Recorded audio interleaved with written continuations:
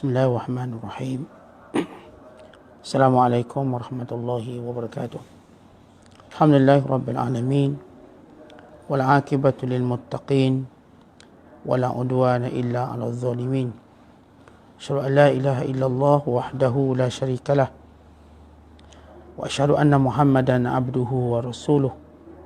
Allahumma salli wa sallim wa barik ala sayyidina Muhammad wa ala alihi wa sahbihi ajma'in wa ba'du. Qala al-musannifu rahimahullahu ta'ala wa nafa'ana Allahu bihi wa bi'ulumihi fid dharain amin. Telah berkata Imam al-Allamah Abdul Qasim al-Qushairi, semoga Allah Ta'ala merahmatinya dan kita mendapat manfaat serta barakah ilmunya. Bishr bin Haris mengatakan, sedih adalah raja yang manakala bertakhta dalam sebuah tempat tak akan sudi menerima orang lain tinggal bersamanya. Dikatakan jika tidak ada kesedihan dalam hati, maka ia akan menjadi rosak. Sebagaimana sebuah rumah menjadi rosak manakala tidak ada orang yang tinggal di dalamnya. Muslimin dan muslimat yang dirahmati Allah sekalian, semalam kita baca tentang al-huznu ataupun khuznun, yakni kesedihan. Kita dah huraikan berdasarkan kepada kehidupan ataupun kata-kata para salafus soleh, para ulama, para sufi, para ulama.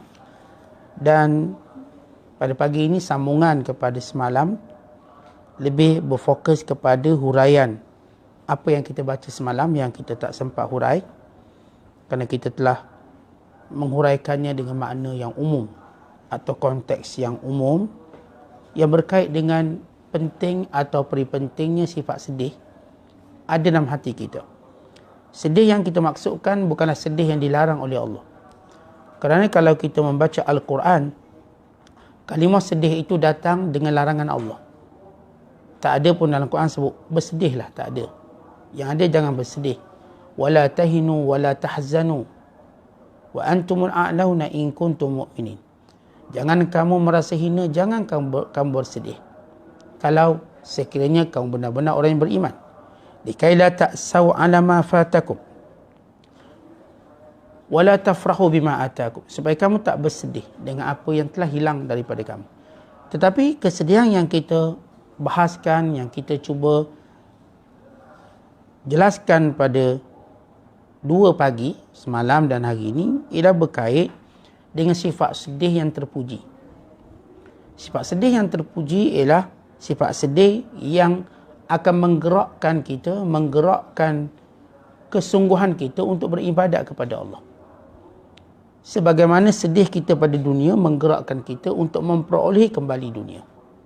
Sedih kita pada urusan akhirat untuk kita mengambil urusan akhirat dengan sebenar dan menanamkan keazaman, kekuatan bagi mendapatkannya kembali. Kita baca kisah para ulama yang bersedih dengan berpisahnya bulan Ramadan. Bila mana hilangnya Ramadan, mereka bersedih kerana mereka takut tidak diampuni oleh Allah Ta'ala. Apatah lagi Nabi SAW menyatakan, celakalah orang yang sempat dengan Ramadan tetapi tidak diampunkan dosanya. Sedangkan bulan Ramadan, bulan pengampunan yang sepatutnya semua orang beriman memperolehinya. Dan doa yang diajar oleh baginda sallallahu alaihi wasallam kepada Aisyah radhiyallahu ta'ala anha, sekiranya menemui Lailatul Qadar, bahkan kita mengungkapkannya setiap malam. Allahumma innaka afuwun tuhibbul afwa fa'fu anni. Ya Allah, Engkau Tuhan yang pengampun, maka ampunkan dosaku. Engkau sukakan keampunan, ampunkan dosaku. Jadi kalau sekiranya mereka tidak mendapat keampunan, mereka amat takut, dan ini yang menjadikan mereka bersedih. Sebagaimana sedih mereka bila luput suatu peluang-peluang ibadat. Dan mereka tidak melakukannya dengan baik pada pandangan mereka walaupun sudah baik. Hatta kita lihat bagaimana pada malaikat yang menyembah Allah daripada awal kejadian mereka, ketika mana Allah memerintahkan Israfil meniupkan sangkakala bagi menandakan berakhirnya ujian. berakhirnya ujian yang Allah Ta'ala taklifkan pada seluruh makhluknya. Bukan sekadar ujian-ujian itu kepada makhluk bernama manusia dan jin yang disebut sebagai taklif, termasuk juga tashrif, yakni ibadat-ibadat yang dilakukan oleh para malaikat. Maka malaikat berkata, Rabbana ma'abadnaka haqqal ibadah. Ada malaikat yang Allah cipta dia sujud daripada awal sampai hari kiamat. Tetapi malaikat ni berkata, ya Allah, kami tidak beribadat kepadamu dengan ibadat yang sempurna. Walhal sudah diciptakan sujud sepanjang hidup mereka. Jadi kesedihan-kesedihan ini datang untuk menjadikan mereka tidak merasa tenang dengan ibadat tertentu atau satu ibadat, atau berada pada comfort zone, zone selesa. Oh, kami dah okey. Mereka tetap bersedih. Sebahagian mereka bersedih kerana kehilangan ibu bapa mereka. Bukan kerana kesedihan sebagaimana biasa, kerana kita lihat kenangan mak ayah, kerana kita melihat kepada masakan mak ayah, prihatin mak ayah. Bukan itu. Kesedihan mereka, sebagaimana mereka bimbang, Rasulullah SAW menyatakan, orang yang sempat berbakti kepada kedua ibu bapanya dalam keadaan mereka tua, keduanya atau salah seorangnya, mereka tidak berbakti dengan sebenar sehingga tak boleh masuk syurga. Kesedihan mereka kerana luput peluang. Kesedihan mereka kerana terlepas keberkatan yang banyak. Kerana itu mereka bersedih. Bukanlah sedih kerana hilang dunia, dengki persaingan dengan manusia, atau mereka sedih kerana terkena sesuatu yang menghalang keselesaan mereka hidup di dunia. Silah bin Asyam, satu hari dia bersedih. Ketika mana dia tidak mampu lagi melakukan qiyamul lail, dia umurnya yang tua. Dan tidak juga mampu melakukan puasa sunat kerana keuzurannya yang mula menampakkan. Lalu dia berkata, ya Allah, kalau aku tidak mampu melakukan kedua-duanya ini, maka matikan aku, ya Allah. Sebab dia merasakan kedua-dua ini merupakan suatu ibadat yang hebat. Kalau dia tidak mampu melakukannya, untuk apa dia hidup? Dia bersedih melalui malam tanpa qiyam, dek kerana tua. Melalui siang tanpa mampu berpuasa, dek kerana uzurnya. Bagi kita, tuan-tuan, kalau uzur, alhamdulillah, uzur saya tak puasa. Oh, tak sihat ustaz. Kita kan, ustaz kan pun sebut dalam hadis Nabi, seorang kalau dia buat, kemudian dia tak sihat, dia pun dapat pahala. Betul, kita tak nafikan yang tu. Tapi bagi orang yang dekat dengan Allah, mereka tak selesa. Memang dalam fiqh kita bincangkan perkara yang menggugurkan solat jemaah, yang menggugurkan solat Jumaat, yang menggugurkan puasa, dan lain-lain ibadat yang punya rukhsah keringanan. Tapi bagi mereka, mereka tidak akan memberi ruang itu dalam diri mereka. Mereka sentiasa mengambil azimah, mengambil kesungguhan dalam ibadat. Untuk diri mereka, bukanlah fatwa ini untuk semua orang. Untuk diri mereka, mereka tidak. Kerana sifat para salafus soleh, untuk diri mereka, mereka mengambil yang keras. Untuk manusia, mereka memberikan yang ringan. Oleh sebab itu sedih ini, bila mana bertakhta dalam hati, dia menjadi raja. Maknanya jangan ada orang kacau. Sedih yang macam ni. Sedih mengharapkan peluang-peluang beribadat. Sedih untuk melakukan apa yang lebih baik. Dia menjadi raja dalam hati, tidak ada yang boleh mengganggunya.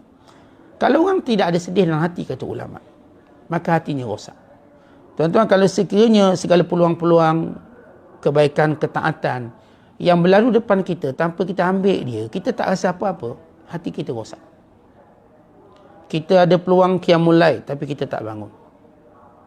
Kita ada peluang untuk berpuasa sunat, tapi kita tak nak puasa.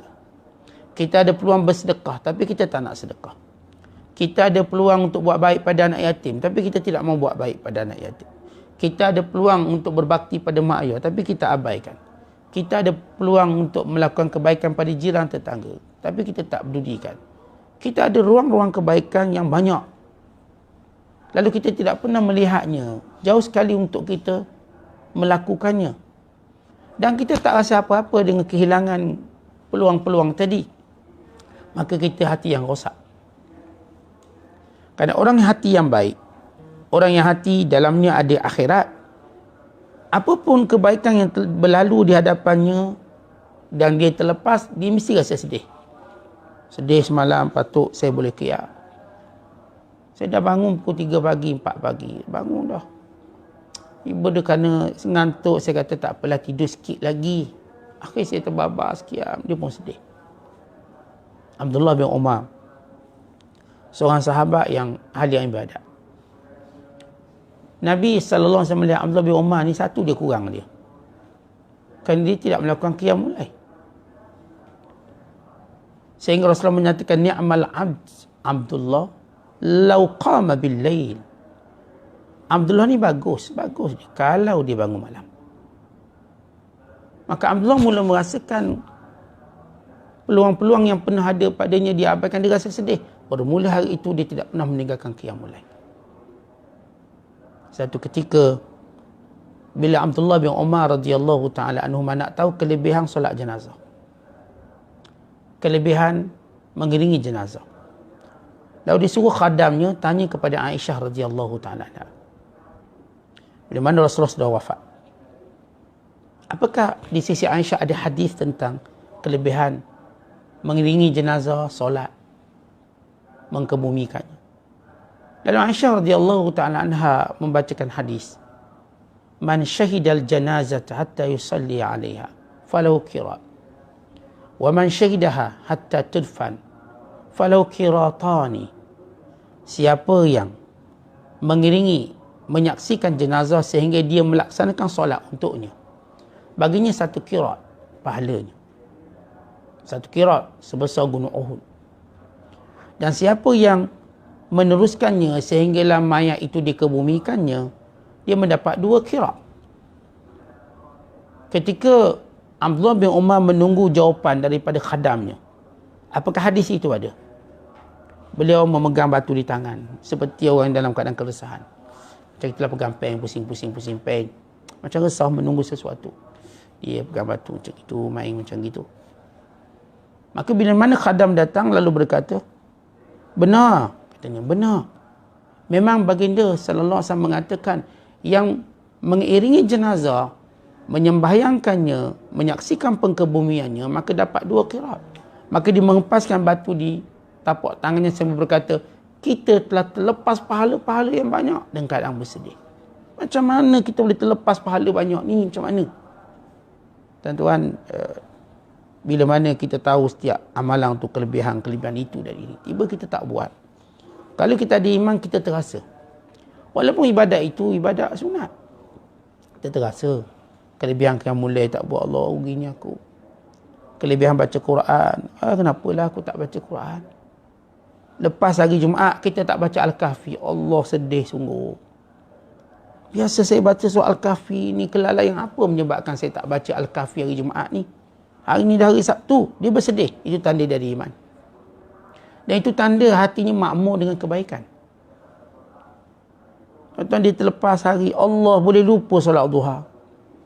Duk sibuk sangat ustaz, layan cucu, layan anak, layan menantu.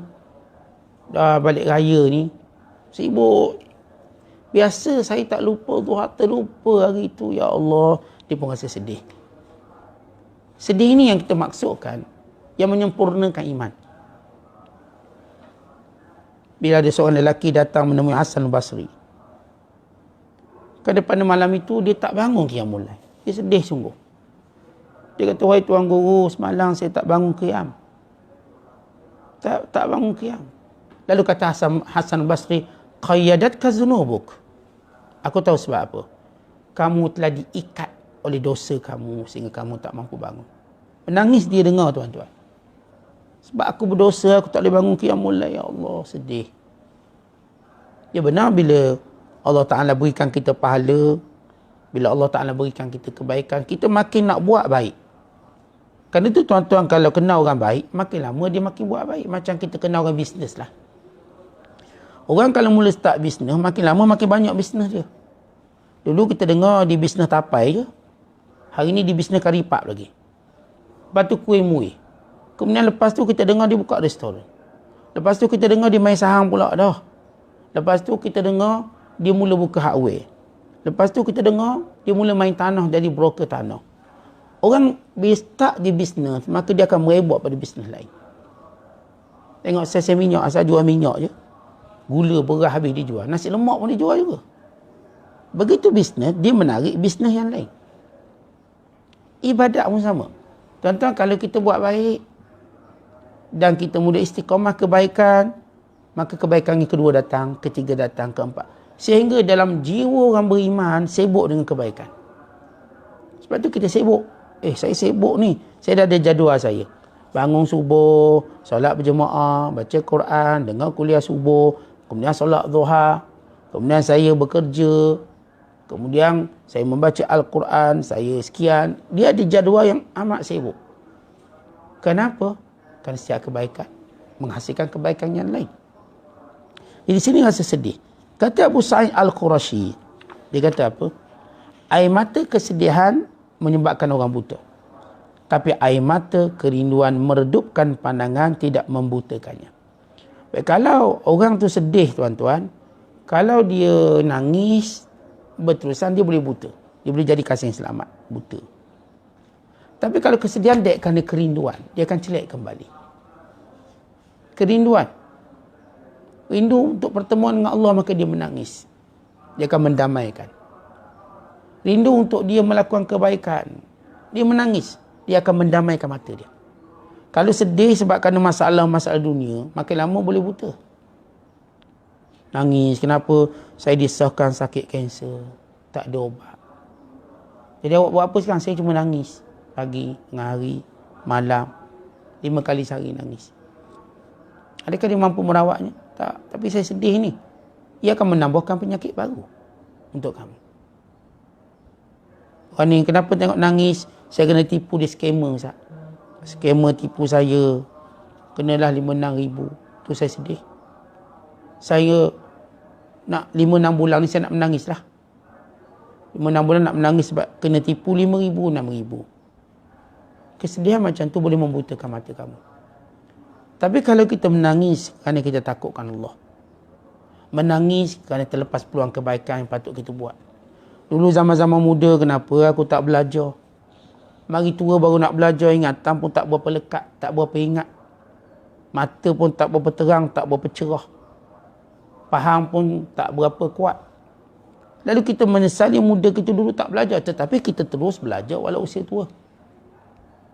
Kita tak lepas sebab kita tahu kelebihan belajar. Jadi duduk belajar dah dapat kelebihan, ingat tak ingat nombor 2. Faham tak faham tu nombor 3. Tapi duduk belajar dulu, duduk belajar dulu. Kita dah dapat keampunan malaikat.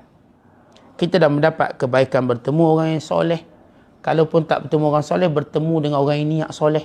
Niat dia baik. Dia memang tak baik, Ustaz. Saya kenal ni, Ustaz. Ni gangster Bukit Beruntung ni, Ustaz. Dengar kuliah Ustaz ni. Tapi bukankah bila dia duduk, dia ada niat nak jadi baik? Maka kalaupun tuan-tuan tak duduk dengan orang baik dalam majlis ilmu, tuan-tuan duduk dengan orang yang ada niat baik. Kalau kita duduk dengan orang yang ada niat baik, kita juga diberkati oleh Allah. Sebagaimana kita duduk dengan orang baik. Tapi kalau kita duduk dengan orang yang ada niat jahat, kita pun ada masalah. Macam mana kita nak tahu niat benda dalam hati? Betul. Setiap benda walau tersembunyi macam mana ada rahsia. Air hujan yang tersembunyi dalam awan, Allah tetap tunjukkan rahsia gelap bagi menandakan akan adanya hujan. Allah tetap menghantar angin bagi memberi isyarat akan berlaku hujan seketika nanti. Sama juga orang ikhlas memang kita tak tahu. Tapi Allah tunjuk tanda. Kalau dia berada di tempat-tempat baik, kita tahu dia orang ikhlas. Ada alamat. Kalau duduk tempat jahat, takkan kita nak kata dia ikhlas. Ustaz nak kenal orang ikhlas, Ustaz, yang duduk dekat bar, yang sedang duduk kat pesta, itu orang ikhlas tu. Saya kata ini kebodohan apa yang kita nak bercakap. Hari terang benderang, lalu kita berkata ini tanda hujan. Kita bercakap bahasa yang menyalahi mantik, logik. Ilmu metafizik kita tanaqudat, clash dengan ilmu tadi. Kita tengok orang duduk tempat baik, berkawan orang baik, kita tahu itu alamat keikhlasan. Tanpa kita berkata dia ikhlas kata kata, itu hal lain. Alamat keikhlasan. Saya menyebut alamat keikhlasan. Maka kebaikan-kebaikan ini kita tetap peroleh. Jadi tuan-tuan, kita menyesali Waktu muda kita tak belajar, kita pun nangis. Maka air mata ni bagus. Meredupkan pandangan. Dulu kita duk teringat, kita musuh dengan orang-orang baik. Saya musuh orang masjid, orang surau. Musuh lah ustaz-ustaz mengajar. Sehingga ada kawan saya seorang, dia mengajar, ustaz. Ada orang, saya ngajar ustaz, dia sanggup tutup tingkap rumah dia, tak nak dengar kuliah saya. Kita sengaja ni buka mic kuat-kuat, biar dia dengar lah, tak nak datang sudah. Ni tutup pintu tingkap. Sampai macam tu, dia tak nak dengar kebaikan. Yang dulu membenci ulama', tiba-tiba Allah beri dia hidayah. Dia ingat balik zaman dibenci ulama', dia sedih, dia menangis. Kenapalah aku jadi macam tu? Kalaulah Allah matikan aku waktu tu, macam mana? Sedih macam ni tuan-tuan, yang digalakkan dalam Islam. Supaya dia terus berpesan kepada orang-orang sekeliling, jangan kamu benci kebaikan. Kelak kamu jadi macam aku dulu. Kita baca kisah Amru bin Al-As radhiyallahu ta'ala anhu. Amru ketika mendekat nak mati, tuan-tuan sekalian, dia pandang ke dinding, dia pun nangis.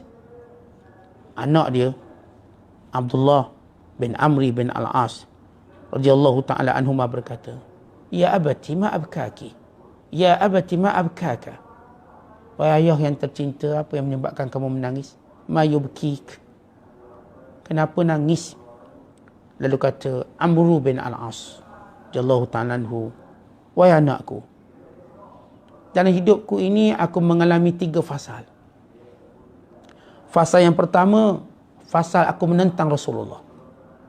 Aku memerangi Rasulullah sallallahu alaihi wasallam dengan segala hartaku, dengan segala kekuatanku. Kalaulah Allah matikan aku ketika itu, nescaya aku masuk neraka. Menangis dia. Kalau Allah mati waktu tu, Allah, bila aku dalam neraka. Kemudian fasa yang kedua, aku bersama Rasulullah, berperang bersama Rasulullah, mempertahankan Rasulullah SAW sampai Rasulullah wafat. Kalau aku mati waktu itu, aku yakin aku masuk syurga. Sebab menjadi orang kepercayaan Nabi SAW. Kemudian bila Rasulullah wafat, kamu tahu aku mula berperang sesama orang Islam. Amru bin Al-As berperang dengan Sayyidina Ali radhiyallahu ta'ala anhu, berperang. Dan sekarang kalau aku mati sekarang, aku tidak tahu syurga atau neraka. Tak tahu. Kerana itu aku menangis. Mengalami 3 fasa hidup. Tentang kita pun renung balik hidup. Dulu zaman jahiliah, aurat pun tak dekat nak tutup. Semahyang pun tak berapa dekat. Puasa, kadang-kadang puasa Ustaz, kadang-kadang tak puasa. Zakat pun tak pernah keluar. Tuan-tuan, kita teringat, Allah tak mati kita waktu itu. Kalaulah Allah matikan kita waktu itu, pasti kita dalam neraka. Kita kata, pasti kita dalam neraka. Perasaan kita. Tapi Allah Ta'ala panjangkan umur kita. Sehingga kita menemui jalan taubat. Jalan pulang ke pangkal jalan. Bahkan kita mula mendampingi ulama. Bahkan mula menjadi kesayangan para ulama. Dan kita mula menjadi orang-orang yang menegakkan kebaikan. Dan mengumpulkan orang-orang soleh. Maka bila kita kenang anugerah Allah tadi, kita nangis tuan-tuan. Kenapa nangis? Ya Allah, kalau aku mati zaman sesat dulu, ya Allah, bagaimana nasibku? Engkau yang memberi hidayah pada aku, ya Allah, sehingga aku berada pada jalan ini. Nangis kita syukur. Nangis kita kerana sedih kita pernah melalui zaman-zaman gelap. Maka tuan-tuan, menangis seumpama ini yang menjadikan kita benar-benar membangkitkan motivasi, menjadikan orang ni tuan-tuan sukar untuk tergelincir kembali. Sebab dia cukup mengambil pengajaran. Kata Ibnu Khafif, sedih ialah mencegah diri dari bangkit mencari kesenangan. Maksudnya tuan-tuan sekalian, dulu kita kan keutamaan kita nak senang. Sikit-sikit cakap kita nak senang. Ustaz, anak-anak biar belajar tinggi, nanti kita senang. Ustaz, duit ni kena simpan banyak-banyak, nanti kita senang. Ustaz, kita kalau boleh begini, dia duk cerita bak senang. Lalu kita tanya, senang apa tu? Senang bila tua nanti. Senang bila pencing nanti. Senang Ustaz kalau nanti tak ada orang tolong. Lalu kita kata, apakah senang kita cuma cara kita berfikir macam orang kafir, senang masa tua je? Tak fikirkah kita nak senang dalam kubur? Tak fikirkah kita nak senang akhirat kelak? Nak senang-senang di syurga? Duk cerita senang dunia. Ustaz, kita rasuah, senang urusan. Senang. Apa tak apa ustaz, kita hulur sana, hulur sini. Beres urusan kita. Tentang orang yang ada jiwa sedih. Dia tak fikir kesenangan itu. Dan dia tak akan milih kesenangan itu. Sebab itu bila Allah Ta'ala gambarkan dialog ahli syurga. Dalam Quran kalau tuan-tuan tengok, banyak percakapan-percakapan ahli syurga yang Allah rakamkan. Yang akan disebut oleh mereka antaranya, وَقَالُوا الْحَمْدُ لِلَّهِ الَّذِي أَذْهَبَ عَنَّا الْحَزَنِ. Dan ahli syurga berkata, Maha suci Allah yang telah menghilangkan kesedihan kepada kami. Maknanya, dulu di dunia, dia tak fikir nak cari senang-senang dunia ni. Tak apalah Ustaz, kita tak rasuah. Walaupun tak dapat job, tak dapat benda tu, tak apa. Kita redha. Tak apalah Ustaz, kita tak nak balas dendam. Walaupun orang kata begitu, kata begini. Kita pasrah kepada Allah. Tuan-tuan, sifat orang yang sentiasa bersedih keadaan dia dengan Allah menjadikan dia tak cari kesenangan duniawi. Yang bercanggah dengan agama dia. Kemudian kata ulama' lagi, kisah Rabi'atul Adawiyah dengan seorang sufi. Rabi'atul Adawiyah kita tahu seorang sufi perempuan yang hebat. Yang meninggal, setengahnya menyebut dia sezaman dengan Hasan Basri. Setengah menyatakan dia meninggal sekitar 180 Hijriah. Ada banyak ki dan qal tentang ataupun pandangan-pandangan pendapat tentang Rabi'atul Adawiyah. Satu syakhsiah peribadi muslimah yang hebat. Bila Rabi'atul Adawiyah mendengar seorang sufi berkata, wah huznah, aduhai sedihnya.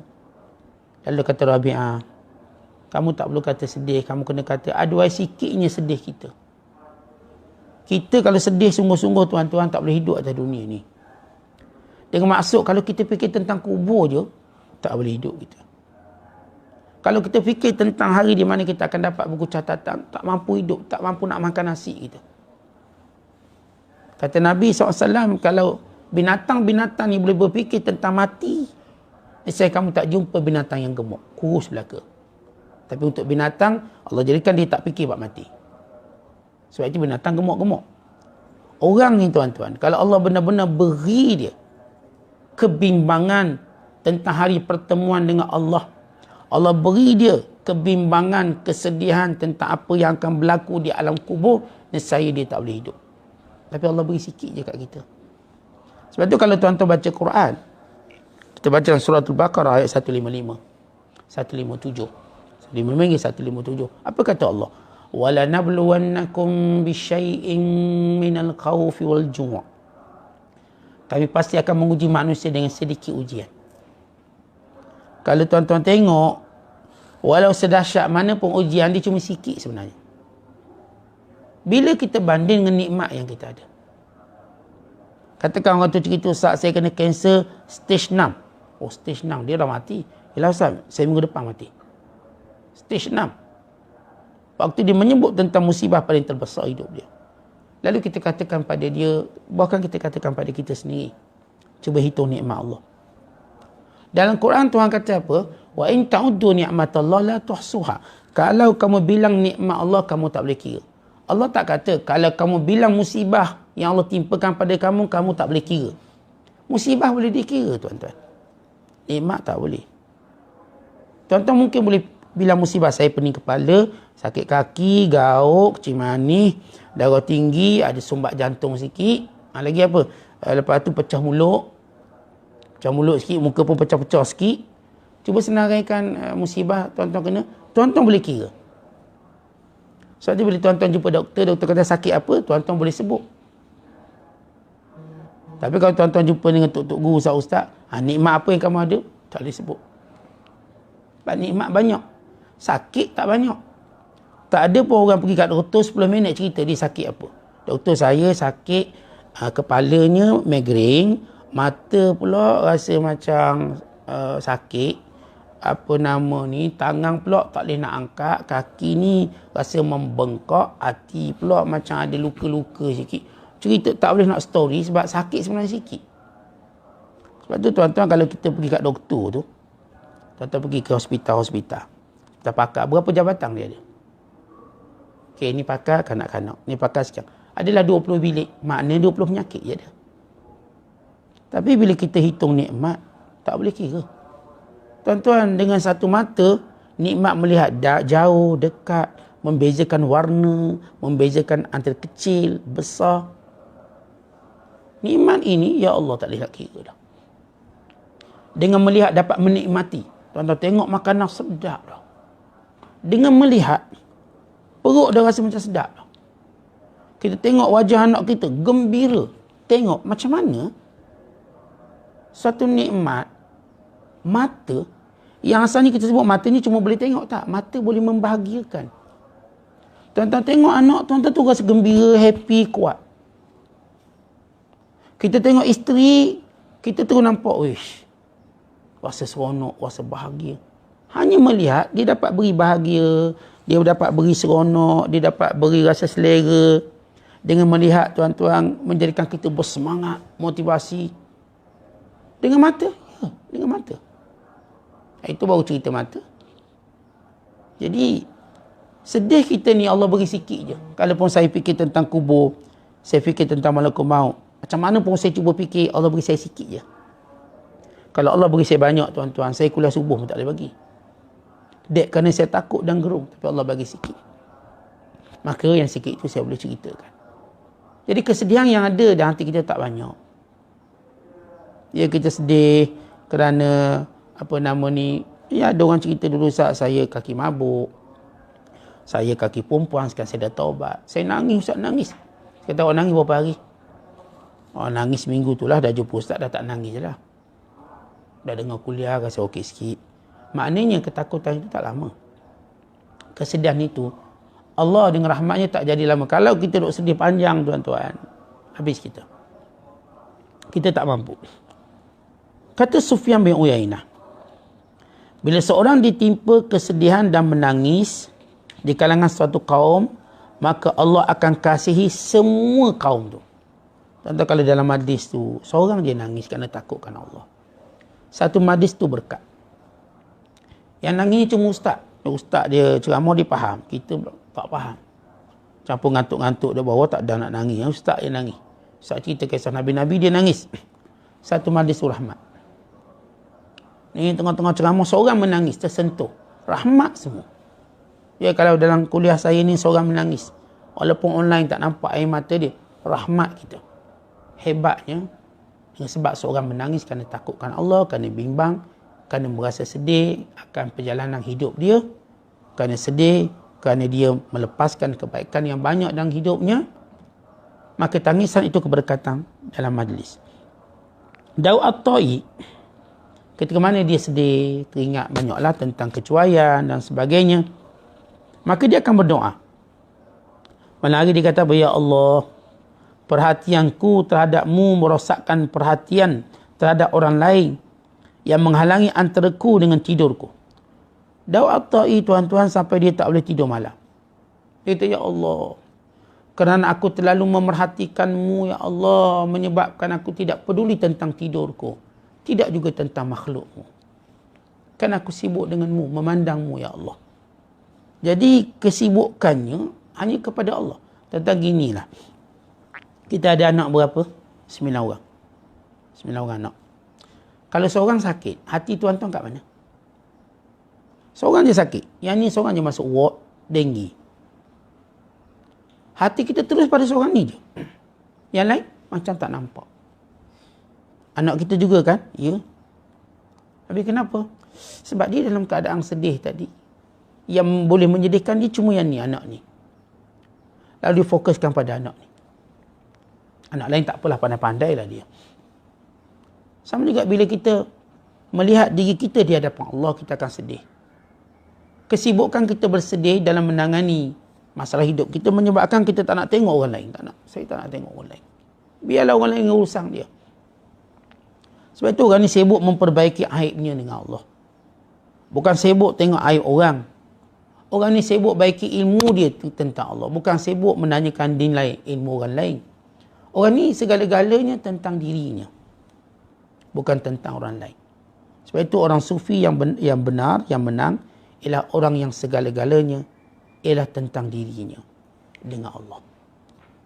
Bukan dia membicarakan tentang orang lain dengan Allah, tentang diri dengan Allah. Itulah kesibukan yang utama.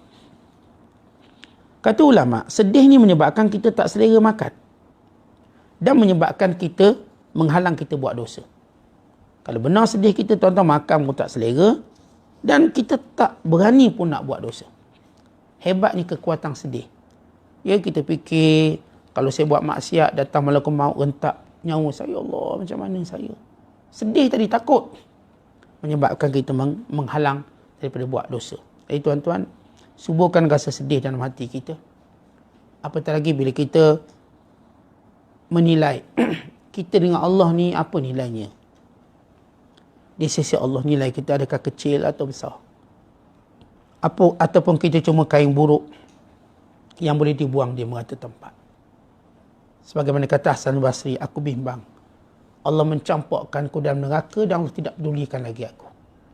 Tidak peduli laungan aku, rintihan aku. Tidak mempedulikan panggilanku supaya aku dibebaskan. Aku cukup takut. Campur dan neraka lalu membiarkan aku. Tentu itu kesedihan mereka menyebabkan mereka tak mampu tidur malam, menyebabkan mereka tidak merasa manis dengan dunia ini. Jadi tuan-tuan, cuba kita tanya, apa kesedihan kita? Apa kesedihan kita dengan Allah Subhanahu Wa Taala? Kalau ada kesedihan tadi, insya-Allah dia membangkitkan kesedaran yang berganda dalam ketaatan kita pada Allah. Wallahu a'lam bissawab.